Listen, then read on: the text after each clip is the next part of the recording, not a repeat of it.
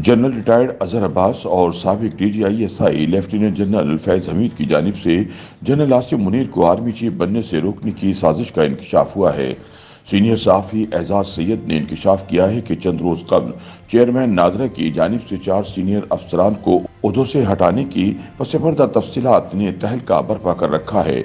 अब तक की इंक्वायरी में साबिक chief of general staff lieutenant general retired Azhar Abbas और साबिक DGISI lieutenant general retired Faiz Hamid army chief general Asim Munir की तकर्री को रोकने की साजिश के मास्टरमाइंड निकले हैं। एजाज के मुताबिक इब्तदाई तौर पर नादरा की डाटा लीक की inquiry brigadier retired Khalid Latif की जेर निगरानी थी, ताहम बाद में इल्म हुआ कि वो retired lieutenant general Faiz Hamid के करीबी साथी और मोतमिद थे, इसलिए खालिद लतीफ को हटाकर ये जिम्मेदारी सीनियर अफसर अली जावेद के सुपुर्द की गई। सहाफ़ी एजाज सैयद ने बताया कि national database registration authority NADRA मौजूदा army chief general Asim Munir के अहल खाना से मुतालिक डाटा लीक करने वालों की शिनाख्त के लिए इंक्वायरी को हतमी शक्ल देने के लिए तैयार है।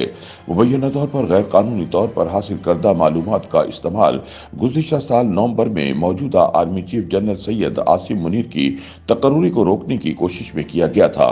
डाटा लीक होने की इंक्वायरी का हुक्म चेयरमैन नादरा तारिक मलिक की जानिब से दिया गया। एजाज सैयद ने अपने यूट्यूब चैनल पर इंकशाफ किया कि एक केस की इंक्वायरी शुरू हुई है जिसके खुरे एक आम वाक़े से मिलते हैं, जिसकी कहानी अक्टूबर 2022 में शुरू होती है, जब बलूचिस्तान के इलाके कोलो में वाक़े नादरा सेंटर के एक जूनियर एग्जीक्यूटिव फारूक अहमद के पास कोई ऑर्डर आता है जिसमें एक शनाख्ती कार्ड नंबर दिया जाता है और इससे शनाख्ती कार्ड के डाटा को एक्सेस किया जाता है और वो शनाख्ती कार्ड किसी और का नहीं बल्कि हाजिर army chief general Asim Munir की अहलिया का था। सीनियर सहाफ़ी के मुताबिक उनका फैमिली डेटा लिया गया और इस काम में नादरा के मजीद लोग भी आए, जिनमें deputy assistant director Mohammad Ali, Mohammad Sajid और सैफुल्लाह, ये लोग अंडर ट्रेनिंग थे। इसके अलावा इस्लामाबाद से असिस्टेंट डायरेक्टर रशीद अहमद और इस्लामाबाद से ही रहमान महमूद भट्ट इस काम में शामिल हुए, जो कि प्रोजेक्ट डायरेक्टरेट पाकिस्तान ID से थे। रहमान भट्ट को मौजूदा आर्मी चीफ की फैमिली के ID कार्ड्स नंबर दिए गए और कहा गया कि इन नंबर्स का पासपोर्ट कार्ड पिन दिया जाए और ये डाटा उनके सीनियर्स ने उनसे मांगा था, जिनमें एक खालिद इनायतुल्लाह और आमिर बुखारी का नाम आता है कि उन्होंने ये डाटा अपने जूनियर से मांगा था। इसके बाद इस डाटा को फेडरल इन्वेस्टिगेशन एजेंसी FIA के सिस्टम IBMS यानी इंटीग्रेटेड बॉर्डर्स मैनेजमेंट सिस्टम में डाला गया। ये वो सिस्टम है जिसमें किसी भी बंदे का ID कार्ड डालें तो इसका सारा ट्रैवल रिकॉर्ड आ जाता है। इस कार्रवाई का मकसद ये था कि चेक किया जाए कि जनरल आसिम मुनीर की फैमिली कहां कहां ट्रैवल करती है और बिलखुसूस ये देखना था कि कहीं उनके बच्चे ईरान तो सफ़र नहीं करते। सीनियर सहाफ़ी ने इस बात के पीछे एक साबिका वाक़े का भी जिक्र किया और इंकशाफ किया कि ये सब चेक करने का मकसद ये था कि इनके बारे में गलत इत्तला सऊदी अरब को दी गई थी कि वो अहल तशी हैं, और जब पाकिस्तान हुकूमत को ये खबर पता चली तो उन्होंने सऊदी अताशी को रात के वक्त उठाया था कि ये खबर झूठी है। कुछ लोगों ने ये चेक करने की कोशिश की कि आया इनकी फैमिली ने ईरान सफ़र किया है या नहीं, और फिर इस बात को बतौर सबूत पेश करना था कि देखें जी, उन्होंने ईरान सफ़र किया और ये बात साबित होती है कि वह अहले तशी से ताल्लुक़ रखते हैं। सीनियर सहाफ़ी ने अपने वीलॉग में इंकशाफ किया कि जनरल आसिम मुनीर के बारे में ये बात भी सऊदी हुकूमत को बताई गई थी कि वो अहले तशी में कन्वर्ट हो चुके हैं। ये इतला सऊदी हुकूमत के लिए बहुत हैरान कुन थी, क्योंकि जनरल आसिम मुनीर तो सऊदी अरब में ड्यूटी सरंजाम दे चुके थे और सऊदी हुकूमत को मालूम था कि ये तो अहले तशी नहीं है। इसी वजह से इत्तला देने वाले ने अल्फाज कन्वर्ट के इस्तेमाल किए कि जब वो सऊदी अरब में थे तब नहीं बल्कि बाद में वो अहले तशी हुए हैं। इसके बाद जब सब मामला हो गया, सऊदी अरब को यकीन दहानी करा दी गई और जनरल आसिम मुनीर की बतौर आर्मी चीफ तैनाती हो गई, तो फिर किसी ने डायरेक्ट भी जनरल आसिम मुनीर से पूछा कि जनरल साहब, आपका बेटा अहले तशी है? सीनियर सहाफ़ी ने इस सवाल की वजह भी बताई कि दरअसल ये शक इसलिए किया जा रहा था क्योंकि उनके खानदान के कुछ अफराद अहले तशी हैं। एजाज सैयद के मुताबिक मुबैना तौर पर इस तरह के इल्ज़ामात पाकिस्तान के करीबी इत्तेहादी सऊदी अरब की नज़रों में आला फौजी अफसर के हवाले से शुकूक व शुबहात पैदा करने के लिए इस्तेमाल किए जाते थे। اعزاز سید نے اس بات کا اعادہ کیا کہ جنرل عاصم منیر پہلے بھی سعودی عرب میں خدمات انجام دے چکے تھے، اس لیے سعودی حکومت نے ان معلومات پر شدید حیرانی کا اظہار کیا۔ مزید برآں جنرل عاصم منیر کے بارے میں جانا جاتا ہے کہ وہ فرقہ وارانہ ذہنیت نہیں رکھتے، لیکن یہ ساری سازش آرمی چیف کی تقرری کو روکنے کے لیے تیار کی گئی، جس کے تحت سعودی عرب کو غلط معلومات فراہم کی گئیں۔